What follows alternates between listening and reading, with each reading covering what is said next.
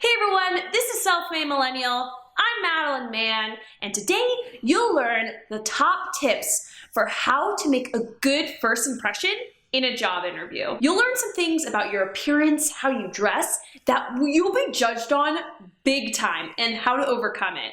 And the key to making that initial small talk impactful. I am so lucky to be not doing this alone. Sarah Johnston joins me. If you don't know Sarah, she is a big deal. She is a former corporate recruiter who went rogue, and she took her insider knowledge and started Briefcase Coach to partner with job seekers to coach them to success. And do stay to the end, because Sarah flips the interview on me, and I end up sharing some of the things that I did in a recent job interview to make that first impression that made a big difference. Let's go. Hey Sarah, so great to have you on Self-Made Millennial today. I'm so excited to be here. I've been a big fan, so I'm honored to be asked. Yes, and this topic is one we haven't covered yet, which is how to make a good first impression in a job interview, which is so crucial. And I know that there are there's lots of talk about how important a first impression is, but what have you seen out there in, interviews or in the research that really confirms that? Yeah. So there's a really interesting stat. Psychological science tells us that people form decisions about others in 1/10 of a second. 1/10 of a second. I know, it's crazy. And so you've got to consider that when you are approaching an interview.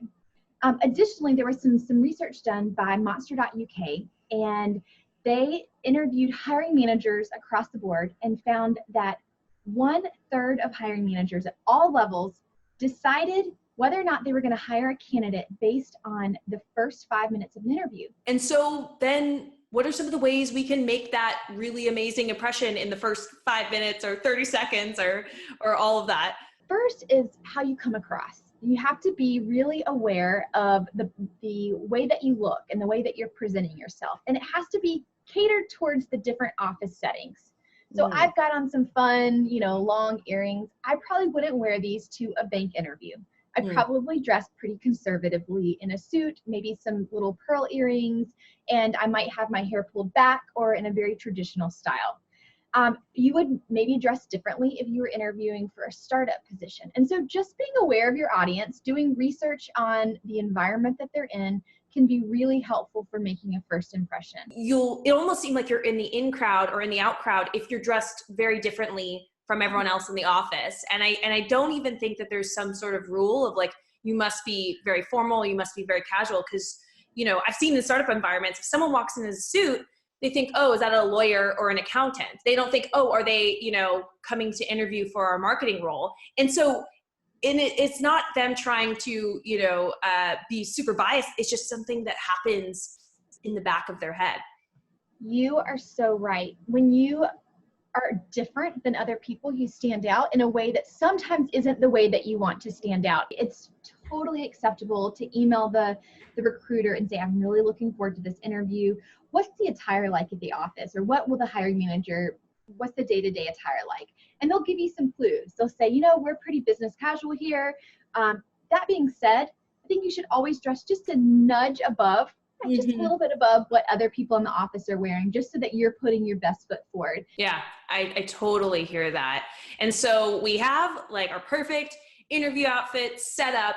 And so then how do we then walk into the interview? And then when we start to talk, what are some of the ways we can really make a big impact? I always start with research. And I'm an extrovert. I can make small talk with a wall. But before I go into a job interview or an important meeting, I always do research on the other person just to know what they're about so that I can make meaningful, targeted small talk with that person and build rapport. So I'll go online and I'll Google them. I'll see if they've written any articles, if they've been in any blogs lately. I'll look at where they went to college. Maybe we have that in common. So I think it's always great to look for commonalities. I know that you recently went through a job search yourself. Tell me about how you prepared for that process. Yeah. So LinkedIn is a beautiful thing. Usually companies would give me the list of people who I was interviewing with, but sometimes I would ask and they would be like, absolutely, here are their names. And so I would look them up And I think for every position, every person, I would like write down their title. I'd write down how long they had been at the company. That one was such an easy, oh, you just started 3 months ago, or, oh, you've been here for 4 years. How have things changed? Like that has been like a very, very easy one to just show that I did a bit of research, but not really have to come up with a very complicated question. I noticed if they had lived, like if one of their jobs was in the city that I'd lived in, I brought that up. So I would kind of just pick out these little things, and they weren't that like deep of I didn't have to really research very deeply, but there was just a little tiny connection between each of them, and it made it so much easier to start a conversation. Yeah. So you looked for common ground, you look for commonalities. And if you're not able to find anything online, I think looking around their office is a simple way to do that. So you get in their office, and maybe you notice that they've got a skyline of a city that's not the city that you're in. So that's a great conversation piece. Oh, I see that you have the St. Louis Arch in your background. Did you live in St. Louis for a while? I did too. You know, talking about that. Or you could see that they've got plants in their office, and you could say, you've got to tell me the secret to keeping plants alive. I have such a green thumb. And that gets people talking about something that they're passionate about.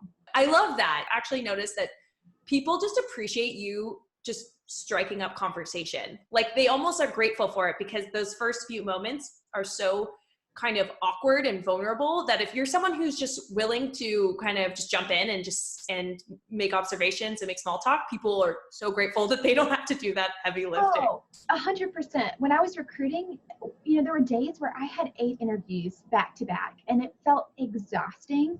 And for someone just to say, hey, Sarah, thanks so much for meeting with me. How's your day going? You look busy.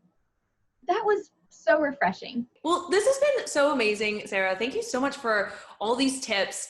And so I know you have a ton of amazing materials to help all kinds of people, job seekers and professionals. So where can we find you? Thanks for asking. I'm on LinkedIn, and I post a job search tip almost every day. So you can find me there. But also really good tips. Thank you. Also on my website, my website is www.briefcasecoach.com, and you can sign up for my newsletter. It's a complete labor of love for me. It's once a month, and it's a lot of great free job search tips and resources out there. So thanks again for the opportunity to be on your show. Yes, thank you so much. And Wi-Fi high five. Woo!